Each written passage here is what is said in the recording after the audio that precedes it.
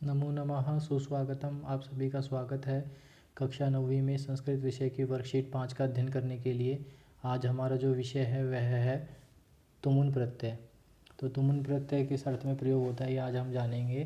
सामान्यतः जो तुमुन है वह के लिए अर्थ के लिए प्रयोग होता है। तुमुन का अर्थ है के लिए।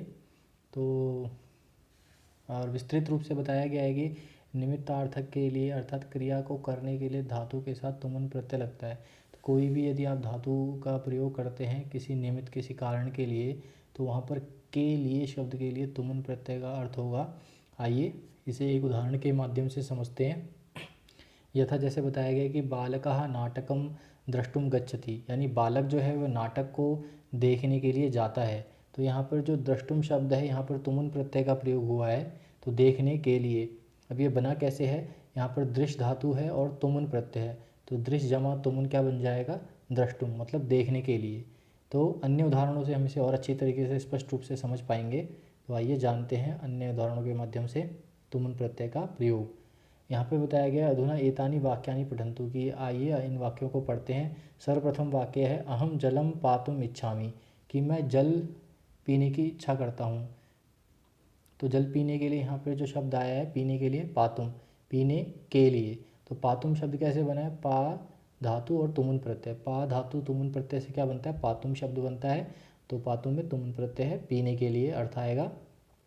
मयूरः नर्तितुम स्वपक्षान उद्घाटयति, मतलब जो मयूर है मोर है वो नाचने के लिए, नर्तितुम मतलब नाचने के लिए तुमुन प्रत्यय है। तो नर्तितुम स्वपक्षान उद्घाटयति यानी अपने पंखों को खोलता है।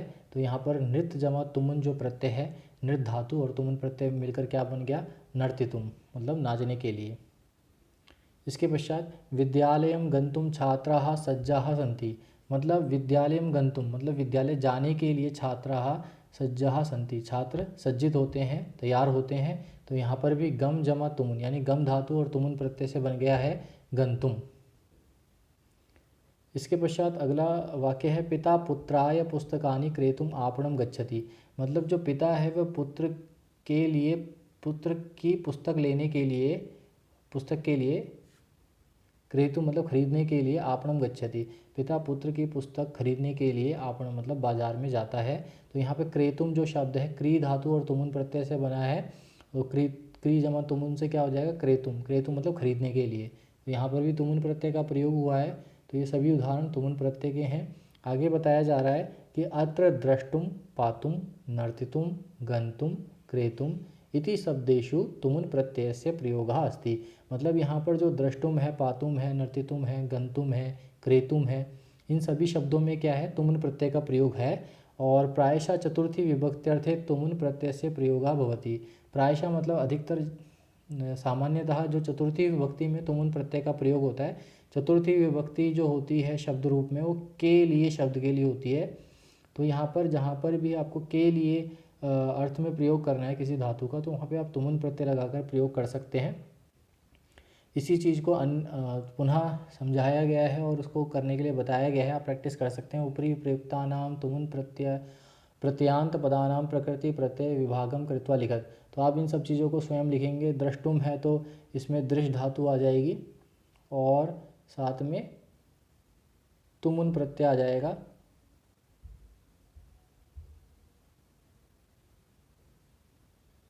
तो आप स्पष्ट रूप से जो है यहाँ द्रष्टुम कैसे बना है वो आप देख सकते हैं, ऊपर भी दिया गया था।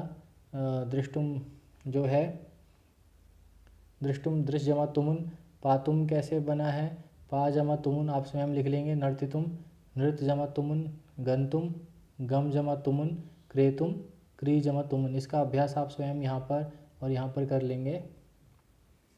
इसके पश्चात आइए अन्य अभ्यास के माध्यम से आपको करने के लिए बताया जा रहा है कि अधुना कोष्टकेषु प्रदत्त धातुषु तुमुन प्रत्यय से योगेन रिक्त स्थानानि पूरयत, मतलब अब आपको क्या करना है, जो यहाँ पर कोष्ठक में यानी ब्रैकेट के अंदर जो धातुएं दी गई हैं उसमें तुमुन प्रत्यय को मिलाकर रिक्त स्थानों में भरना है। और एक छोटा सा गद्यांश दिया गया है यहाँ पर, एकः चोरः एकस्मिन् गृहे चौर्यं कृत्वा, मतलब एक चोर एक गाँव एक घर में चोरी कर कर इच्छति, इच्छति मतलब चाहता है। तो कृत्वा मतलब धाव, धाव धातु आई है तो धाव धातु में तुमुन प्रत्यय हो जाएगा। तो क्या बनेगा, धावितुम, धावितुम शब्द बनेगा। तो ये एक चोर एक घर में चोरी कर भागने की इच्छा करता है, इस प्रकार से धावितुम यहाँ पे बन गया। और गृह स्वामी तम दृष्ट्वा तम गृह धावती, मतलब जो घर का स्वामी था, घर का मालिक था, उसे देखकर वह तम गृहीतुम, तो गृहीतुम मतलब उसको पकड़ने के लिए वह भागता है ना, धावती मतलब भागता है, तो गृहीतुम मतलब उसको पकड़ने के लिए भागता है वह। और मार्गे एकावसा धेनो क्षीरम तिष्ठति, मतलब मार्ग में एक व्यक्ति गया है, वो धेनु मतलब गायों के दूध को पातुम मतलब पीने के लिए, पातुम खड़ा था वहाँ पर, एक व्यक्ति गाय के दूध को पीने के लिए वहाँ खड़ा था। तो यहाँ पे पा धातु है, पा है ब्रैकेट में, पा जमा तुमुन पातुम हो जाएगा। इसके पश्चात आगे छात्राः अपि पठ विद्यालयं गच्छन्ति, तो छात्र जो हैं वो भी पठ मतलब पठितुम पढ़ने के लिए, पठ में तुमुन लग जाएगा, सब जगह तुमुन प्रत्यय का स्वयं ही प्रयोग करना है। पढ़ने के लिए विद्यालय जाते हैं, जा रहे थे।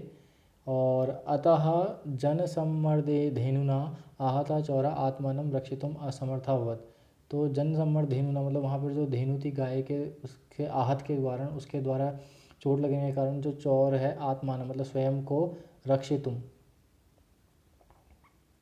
रक्षितुम रक्ष धातु आई है ब्रैकेट में, तो उसको तुमुन प्रत्यय बनकर क्या बन जाएगा, रक्षितुम, रक्षा करने के लिए अभवत, रक्षा करने के लिए वह असमर्थ हो जाता है। अतः गृह स्वामी जनैः सह चौरम बध समर्थाभवत, इस प्रकार से जो गृह स्वामी था, घर का मालिक था, वो लोगों के साथ चोर को बधितुम, बधितुम मतलब बांधने के लिए समर्थ हो गया, क्योंकि जब वह आहत हो गया गाय के द्वारा तो वह समर्थ हो गया। तो यहाँ पे बध धातु में तुमुन प्रत्यय हो गया, तो बधितुम शब्द बन गया। इस प्रकार से किसी भी धातु में तुमुन प्रत्यय लगाने के बाद के लिए अर्थ में उसका प्रयोग होता है। आइए इसके साथ में ही एक और अन्य धातु है, एक अन्य प्रत्यय है, उसका भी हम प्रयोग सीख लेते हैं किस प्रकार से करना है। अक्तवतु प्रत्यय है, अक्तवतु प्रत्यय इसका उच्चारण होता है। यह भूतकालिक प्रत्यय, मतलब भूतकालिक प्रत्यय मतलब ये जो भूतकाल में जिस प्रत्यय का प्रयोग किया जाता है वह अक्तवतु प्रत्यय किया जाता है। और विस्तार रूप से बताया गया है कि भूतकालिक क्रिया के अर्थ में धातु से अक्तवतु प्रत्यय का योग किया जाता है, मतलब भूतकाल की कोई क्रिया आपको प्रयोग करनी है, पढ़ा लिखा हंसा उनके लिए किया जाता है। और अकर्मक धातुओं से भाव अर्थ में अक्तवतु प्रत्यय कर्ता अर्थ में होता है, मतलब अकर्मक कोई धातु है तो भाव अर्थ में अक्तवतु प्रत्यय का कर्ता में अर्थ प्रयोग होता है। कुछ धातुओं से अक्तवतु प्रत्यय पद निम्नलिखित हैं, यहाँ पे कुछ प्रत्यय बताए गए हैं, प्रत्यय बताए गए हैं धातुएं, आप उनसे स्वयं समझ जाएंगे कि किस प्रकार से इनका प्रयोग करना है। आइए उदाहरणों से समझते हैं। जैसे गम धातु है, गम जाने के अर्थ में होती है, अक्तवतु प्रत्यय लगता है, तो अगर कोई पुल्लिंग शब्द है तो बनेगा गतवान, गतवान मतलब गया। इसी प्रकार से स्त्री लिंग शब्द है तो गतवती मतलब गई, और अगर कोई नपुंसक लिंग शब्द है तो गतवत शब्द बनेगा मतलब गया। इस प्रकार से अर्थ होगा। क्री धातु अक्तवतु प्रत्यय कृतवान, पुल्लिंग शब्द के साथ क्या बनेगा, कृतवान, कृतवान मतलब किया, कृतवती मतलब किया, ये भी स्त्रीलिंग शब्द के साथ लगेगा, कृतवत मतलब किया। और पा जमा अक्तवतु मतलब पीतवान यानी पिया, पीतवती मतलब पिया, और पीतवत मतलब पिया ही अर्थ होता है हिंदी में, परंतु ये पुल्लिंग स्त्रीलिंग और नपुंसक लिंग शब्दों के साथ प्रयोग किए जाएंगे। ऊपर पु स्त्री और नपु लिखा हुआ है, पु मतलब पुल्लिंग, स्त्री मतलब स्त्रीलिंग, नपु मतलब नपुंसक लिंग। तो आपको इन सबों का उच्चारण कर लेना है। भक्ष जमा अक्तवतु, भक्षितवान, भक्षितवती, भक्षितवत, मतलब ये खाने के लिए होता है, भक्षितवान, भक्षितवती और भक्षितवत। इष्ट जमा अक्तवतु, इष्टवान, इष्टवती, इष्टवत मतलब किसी चीज़ की इच्छा प्राप्त करने के लिए इष्टवान। सेव जमा अक्तवतु मतलब सेवितवान, सेवा करने के लिए, सेवितवती, सेवितवत। दृश्य जमा अक्तवतु मतलब देखने के लिए, तो दृष्टवान, भूतकाल में होगा देखा, देखी, इस प्रकार से अर्थ होगा। छिप जमा अक्तवतु छिप्तवान यानी छुपने के, छुपा, छुपी और छुपी इस अर्थ में होगा। छिप्तवत, छिप्तवत, छिप्तवती, छिप्तवत, इस प्रकार से यह सब भूतकालिक अर्थ में प्रयोग किए जाने वाली धातुओं के साथ अक्तवतु प्रत्यय का प्रयोग किया गया है। और यहाँ पे साथ में बताया गया है कि अक्तवतु प्रत्यान शब्दों के रूप भी तीनों लिंगों में चलते हैं। यह भी जैसे आप अन्य शब्द रूपों का प्रयोग करते हैं वैसे इनका भी तीनों लिंगों में आप प्रयोग कर सकते हैं। जैसे पठितवान शब्द है तो पठितवान, पठितवन्तः, पठितवन्तौ, पठितवन्तः, इस प्रकार से इसके शब्द रूप चलते हैं। ऐसे ही आगे बताया जा रहा है कि भूतकाल की क्रिया के लिए अक्तवतु प्रत्ययों के प्रयोग को छात्र उपयोगी लाभ यह है कि वाक्य में क्रिया को पुरुष अनुसार नहीं बदलना पड़ता है। जैसे कि हम सामान्य धातु का प्रयोग करते हैं तो उन्हें हम प्रथम पुरुष, मध्यम पुरुष और उत्तम पुरुष के साथ में धातुएं अलग अलग हो जाती हैं, परंतु इसमें ऐसा नहीं है। अगर आप एक वचन में रामः अगच्छत बोलते हैं कि राम आया, तो आप प्रत्यय के साथ में रामः गतवान बोलेंगे कि राम गया। ठीक है। रमा अगच्छत, रमा आई, रमा गतवती, यहाँ पर ये धातुएं हैं और यहाँ पर ये प्रत्ययों के साथ प्रयोग किया जा रहा है। जैसे अहम अगच्छम शब्द का प्रयोग किया जा रहा है तो अहम गतवान, मैं गया, या मैं गई, अहम गतवती। त्वम अगच्छः, तुम आए, त्वम गतवान, तुम गए, तुम गई। तो सब जगह एक ही प्रत्यय का प्रयोग किया जा रहा है। यहाँ पर आप अगर ध्यान से देखें तो गतवान, गतवान, गतवान, एक ही वचन है तो चाहे वो प्रथम पुरुष का हो, मध्यम पुरुष का हो या उत्तम पुरुष का हो तो गतवान शब्द ही लगेगा। इस प्रकार से यहाँ पर यह समझाया जा रहा है। आइए इसके आधार पर कुछ प्रश्नों के अभ्यास है जिनको आपको स्वयं समझना है। अक्तवतु प्रत्यय संयोजनेन पदानि रचयित्वा वाक्य पूर्तिम कुरुत, कि अक्तवतु प्रत्यय के संयोग करके जो पदों की रचना कर रही है वो यहाँ पर बताई जा रही है कि हस जमा अक्तवतु का क्या बनेगा, तो हसित, यहाँ पर बनेगा हसितवान, क्योंकि बालकः जो है पुल्लिंग शब्द है तो हसितवान बनेगा, बालक हंसा। इस प्रकार से इसका उत्तर होगा।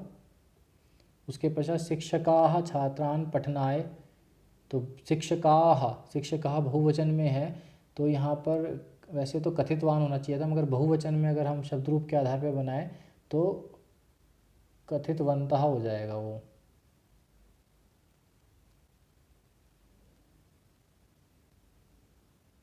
एक वचन होता तो कथितवान हो जाता, कथितवान, कथितवन्तौ, कथितवन्तः। इस प्रकार से शिक्षकः छात्रान् पठनाय कथितवन्तः, शिक्षक ने छात्रों को पढ़ने के लिए कहा, तो यहाँ पे भूतकाल के अर्थ में हो गया कहा।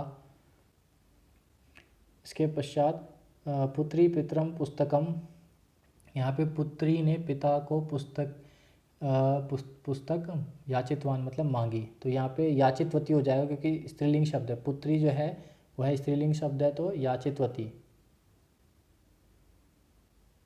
याचितवती मतलब मांगी, तो स्त्रीलिंग है तो याचितवती है। अगर पुत्र होता तो याचितवान होता। इसके बाद जो अगला प्रश्न है, माता सुतायै भोजनम दा जमा अक्तवतु, तो माता है तो माता शब्द क्या होगा, स्त्रीलिंग होगा, तो यहाँ पे दत्तवान की जगह पे क्या हो जाएगा, दत्तवती। अगर पुल्लिंग होता तो दत्तवान होता, तो यहाँ पे दत्तवती आ जाएगा। इस प्रकार से आप अक्तवतु प्रत्यय का भी अर्थ समझ गए होंगे। तो मूल रूप से जो तुमुन प्रत्यय है वो के लिए शब्द के लिए प्रयोग होता है, के लिए शब्द अर्थ के लिए प्रयोग होता है, और जो अक्तवतु प्रत्यय है वह भूतकाल में प्रयोग होता है। आशा है आपको दोनों प्रत्यय समझ में आए होंगे। इसका अभ्यास कार्य आप स्वयं कर लेंगे। धन्यवाद।